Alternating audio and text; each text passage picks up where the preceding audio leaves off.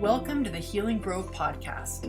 I'm Dr. Kristin, an integrative holistic family physician, author of Life After Lyme, and host in this virtual space of learning, healing, and growing. I believe humans are like trees, and our physical limb is only one of many. Health on all limbs of the tree, emotional, conceptual, social, spiritual, is absolutely required for the whole tree that is you to be vibrantly well. I created the Healing Grove podcast as a place to showcase some of the world's best integrative and holistic medicine, to expose you to transformative tools and mindset shifts for all limbs of your tree. I hope you enjoy our conversation in the Healing Grove today as much as I enjoyed having it. Greetings, everyone.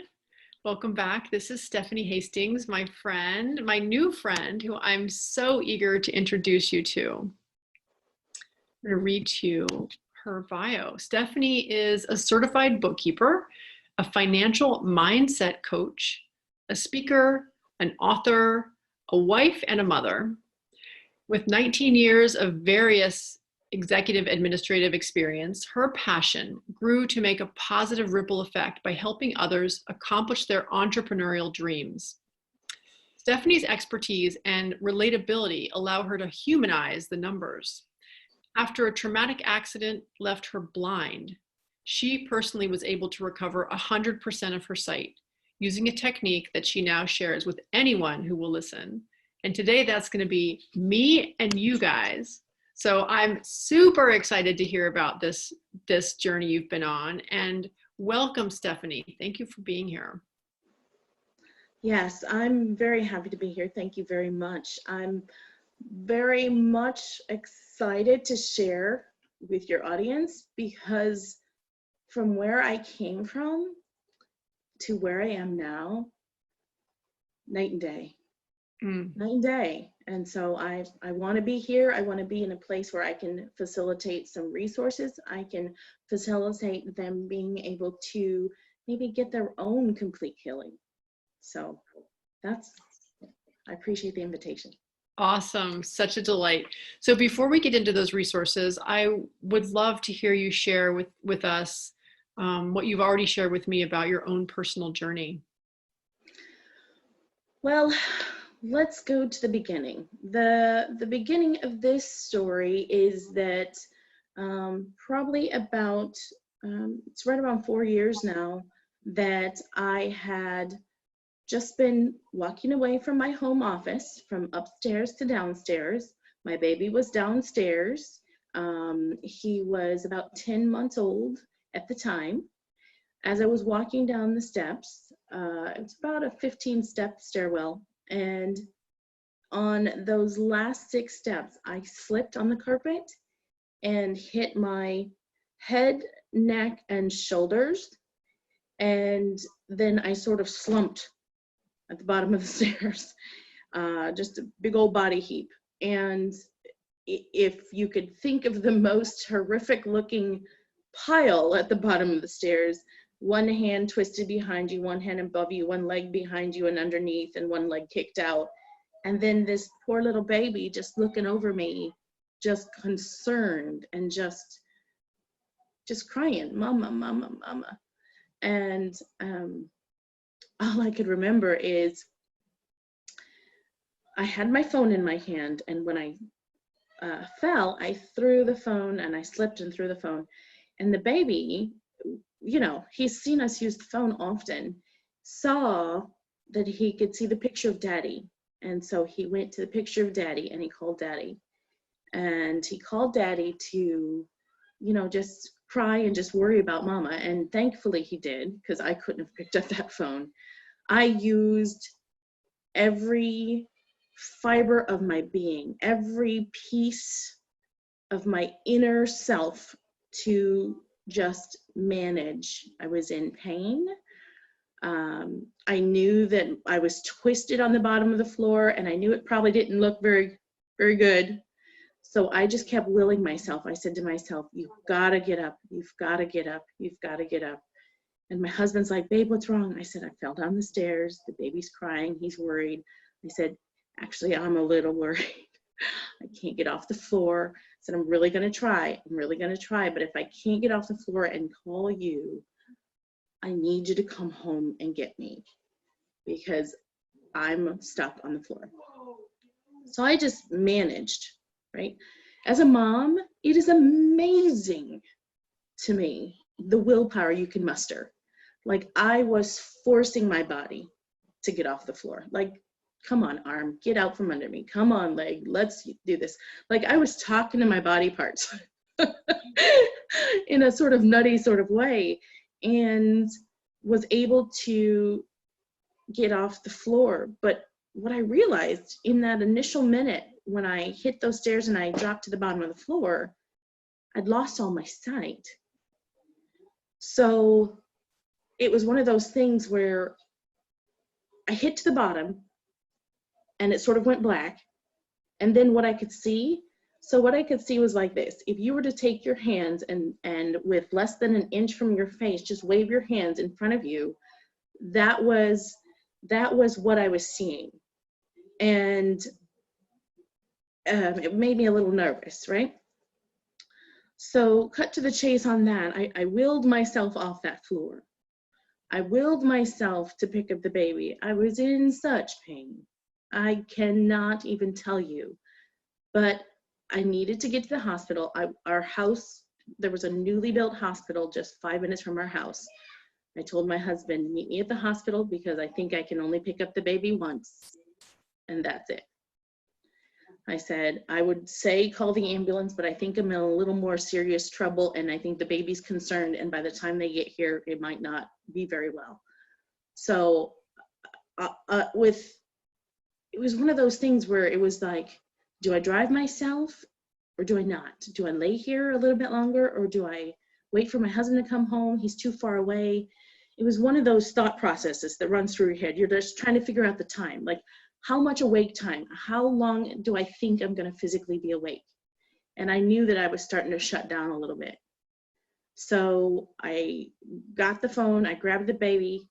Thankfully my keys and everything were by the door. I grabbed him, I drove myself to the hospital.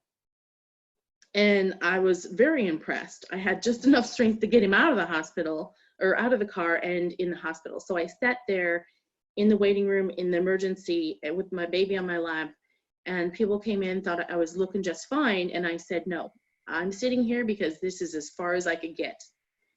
You're going to have to pick up the baby and you're going to have to pick me up. So after that, they took care of me. So I had a limited quality of life from that point. Oh, I still get emotional about this. Because being a mom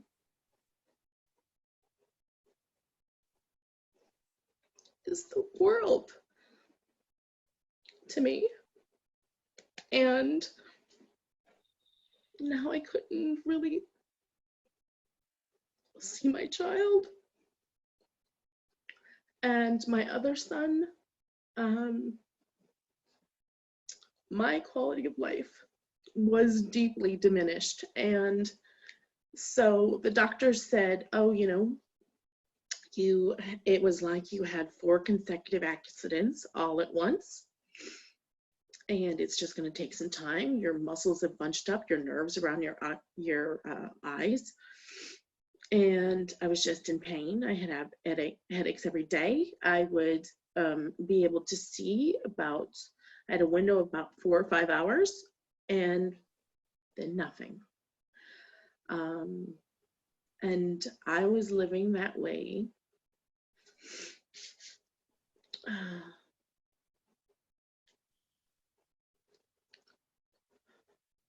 for about 3.5 years. Wow. Sorry, it's still emotional for me. No apologies are needed. So you can take all the time. I will tell you that if you are living in some sort of less than lifestyle because of pain or some sort of accident, that's not living. I know. And so along this journey, while I was living this lifestyle, unfortunately, my father was murdered just a few months after my baby was born, and that was very difficult because he was a wonderful man, very philanthropic, very giving, very loving, always willing to help. And someone killed him for money. So this leaves you in a sort of space where you just really feel that, not that money's evil, but that some people and their pursuit of it is just, it just leaves you in a space where you're just angry and upset and just wish that the whole world would go back to a barter situation. And unfortunately, in that time, I was the executor of the estate and his trust. And shortly after, within 5.5 months after, still, we had no resolution. We know who did it, but we had no resolution. Shortly thereafter, my husband was randomly assaulted by a stranger and almost killed in a Peter Piper pizza at a charity event for my then 5-year-old son. Someone had some sort of racial anxiety, and it became a black-white issue. My husband is white, a tall, beautiful, blonde, blue-eyed white man. And he was approached by someone who thought that he was making inappropriate gestures toward their Black daughter, which wasn't the case whatsoever. And turns out that this person called her husband, who was recently released from prison, to come and sort of correct the situation to her advantage, so she felt. So he was randomly attacked by this guy and left bleeding on the floor with a traumatic brain injury. So there I was in Tucson at the time, trying to handle my dad's estate. My husband was in Phoenix at the time, trying to be at this fundraiser for our other son. And I had the baby. I get this horrible call that says, your husband will not go to the ambulance because he's worried about your son. Do you have anyone who can come pick up your son? Are you nearby? And I said, what are you talking about? And I had to make some calls and find someone who was there in the valley. Our neighbor, luckily, was able to come get my son. I jumped in the car with my baby and drove the 1.5 hours to Phoenix to be with my family. But by the time I got there to the hospital, they told me it was pretty serious, that it was a random assault. It was a stranger. Nobody knew who this person was. All of the people there at the facility were all of our friends and parents of our, of the young children that my son played basketball with. And so there I was, dealing with court and things to deal with my dad's passing and trying to find some resolution to get his murderer put in jail. And then now I'm in a situation where I have to now get some video evidence, some sort of tracking on what happened at this event and see if I can track down my husband's assailant. So it's just a lot. That's an understatement of the century. So Just you a really lot. had 3 consecutive traumas. Yes. All very, very, very intense and potentially damaging, all in the same year, it sounds like. Yes, it literally, That is correct. Within a year, because I fell down the stairs in May of I want to say May of 2016. And no. Yeah, and then my dad passed away in March of 2017. My husband was hurt in July of 2017. Wow. And at the point at which your husband and father's incidents happened, were you still not able to see? I mean, what's the timeline of that? So I had been seeing a naturopathic specialist who had given me some exercises and some things to do and some relaxation, because what it really was the muscles in my eyes behind my head would just bunch up, and the more stressed I became, the worse it was, which means it limited my sight. It would just close off my sight. So what he was trying to get me to do was to do these exercises and sort of just, get relaxed, get at peace. And they would do some craniosacral therapy on my head. And so I was experiencing some, like I said, those 4 to 5 hours of sight, right? Those windows of sight. And that was because of his help, right? The doctors, when I left the ER, were just like, you're going to have to give it some time. You've just had like 4 consecutive accidents. We can't do anything for you right now. Just rest and relax, and then we'll see. We're going to revisit this situation, but we're not eye doctors, so, peace be with you. So I went to somebody, right? No one wants to hear that. So I went to this homeopathic, naturopathic doctor who did the craniosacral work and who knew, really how to help the body sort of get out of that phase of all of those consecutive hits. Mm-hmm. So I was living with that window of sight, and you can just imagine, you're not really able to be a fully functioning wife. You're not being able to be a fully functioning mother.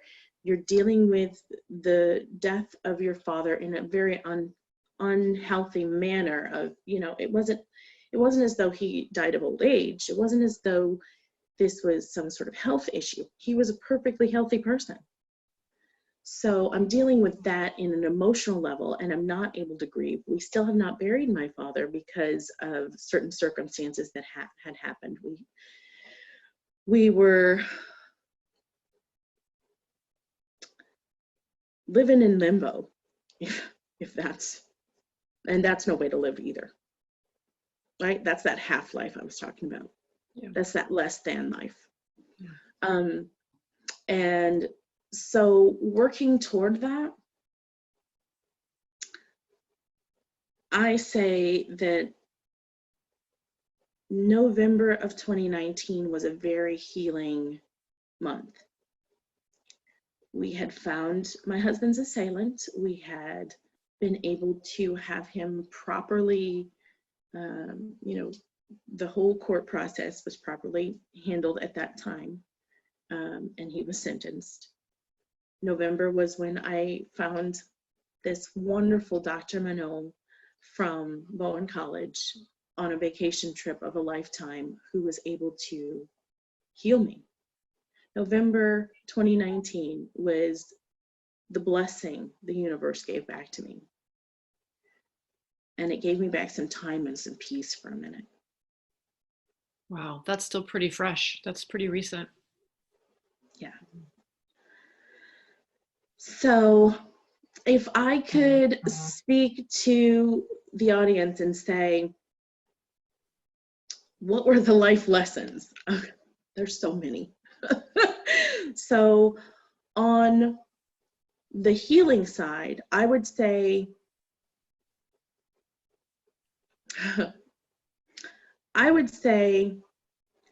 don't give up on your own future. Don't give up on your own quality of life. Because one of the things that's most important is how you live this life, how you lead this life. And if you're living a life in a level of pain and uncertainty and just sort of hopefulness or hopelessness, you want to step into a different place, right? In a different mind space. And believe me, I can tell you, after the things that I'd gone through, it's really hard to just be like, ray of sunshine and positivity and just like blessings to everybody, because you don't always feel that. You got a little rage, a little upset, a little like, you know, WTF going on, to put it mildly, right? Just like, hey, universe, you want to drop a few verses on me and figure this out? Let's figure this out. So I would say, for me, it started with breathing and finding some grace for myself, because I hadn't been giving myself much self-care. I haven't been taking care of myself. I was taking as much care of my baby and of my son as I could, as much care of my husband as I could. And then, you know, I had no zest for my business anymore because I just had so much on my plate. But of course, you still got to earn money. So it's one of those things where I was just sort of doing the motions. I was like a robot. Mm-hmm. But on the health end, I would say, find yourself some grace, right? Second, I really want to implore you to reach out and find some members of your same tribe or someone you can talk to, be that a therapist, a friend, or find some resources so that you're able to get some peace. You're able to seek some resolution for your exact situation, not somebody's idea of what your situation is. And I would implore you to, step 3, right? Step 1, find your grace for yourself. Step 2, reach out, find those resources. But 3, really don't give up on the fact that you can get better.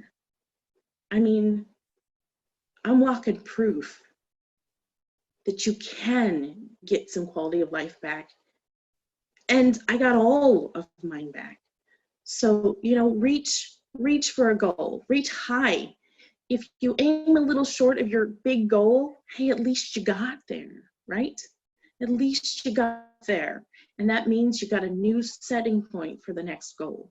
So that's what I would say for healing. And when I tell my story of healing and I want to, you know, say, I can provide you a really good resource if you're willing to listen. Oh my gosh. Dr. Manon Bolliger of Bowen College.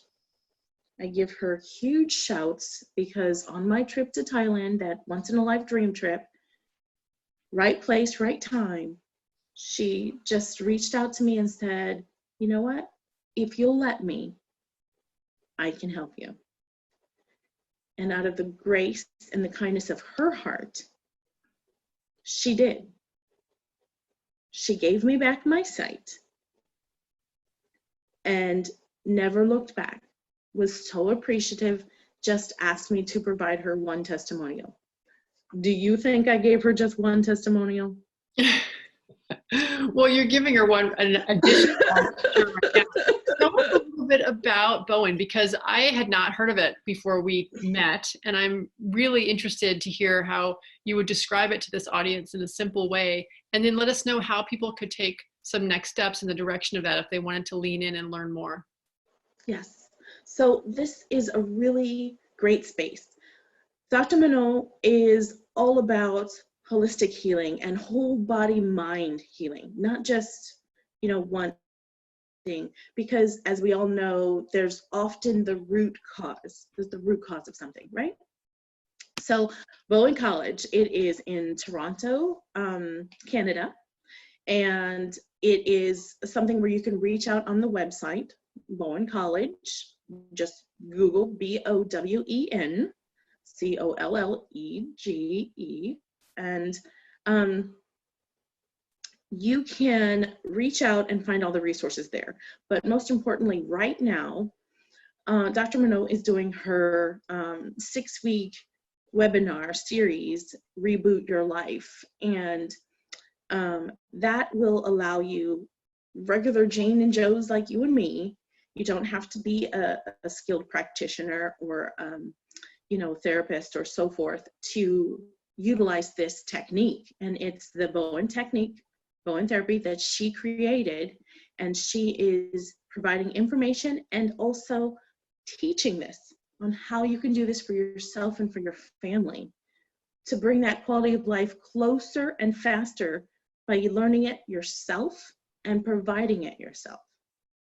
So she's got a whole home reboot kit and everything that she teaches. So I highly recommend it. Highly recommend it. And she also has this wonderful thing called the Healers Cafe podcast, which if you at any given point in time are a holistic fan and just want to be on that level of whole body, mind, everything healing, this is where you need to go. Is there anyone for whom the Bowen technique would be a bad idea? Like, are there people who shouldn't do it for whatever reason, whatever health reason? No, because it's a tactile technique, and it's using your own body's meridians and your sort of like your acupuncture point, your acupressure points, and your meridians of your body. So it's just one way or the other, you're just gonna feel good. If all you get out of it is a really great massage, that's perfect. Great. Bonus. Awesome. Well, definitely we'll be linking to that. Thank you for sharing it. Before we end, Stephanie, is there anything else that you feel called to say or share with this group? Well, so my story is one of a physical healing that led me to a place of really a business healing, because I really wasn't in a place of doing business when my father passed away and when my husband was hurt. But what I can tell you is there is some recovery for that as well. The sort of lackluster feeling for your business, the anxiety, just like, I'm not making money in this business, and just one of those things that sort of brings you down, right? You know, that feeling that's sort of bringing you down. So I see that there was a business healing for me as well, right? And what I learned from that was that falling is required, but failing is optional. And I chose not to fail. I chose to utilize some of the things that I learned and help other business owners to get up and recover faster and more efficiently than I did. So I learned to give myself some grace. I learned to find teammates and collaborators and systems that would work for me when these situations in life happen, right? What happens when you step away from your business and you're a solopreneur? No business happens. But to put in systems that business is happening without you. And then the third is to really be in that place of how do you make it right if you have, done some sort of flop and fall that has affected your other clients or business collaboratives. So that's one of the things that I really like to put out there is there's the physical healing for yourself, and then there's the healing that comes for your business so that now you are complete, you are whole. And that's the example that I am hopefully setting and leading for others. Well, your story brings, I think, so much hope and inspiration. Just hearing you tell it has been very powerful. So thank you again for doing this and for sharing with the Healing Grove. Thank you very much. Thank you. I hope you enjoyed this episode of the Healing Grove podcast. If you liked it, please be sure to like and subscribe. And if you want to deepen your experience further, consider grabbing a copy of the Healing Grove Playbook. With journal prompts for this podcast and 41 others, it's the perfect place to record your learnings, keep track of the tools you explore, and reflect on your own experience. Finally, it's important to mention that even though I am a doctor, nothing you hear on this podcast, whether from myself or my guests, constitutes medical advice. Any intervention you try should always be discussed with and supervised by a trusted member of your own healing team. Thanks for listening, and see you next time in the Healing Grove.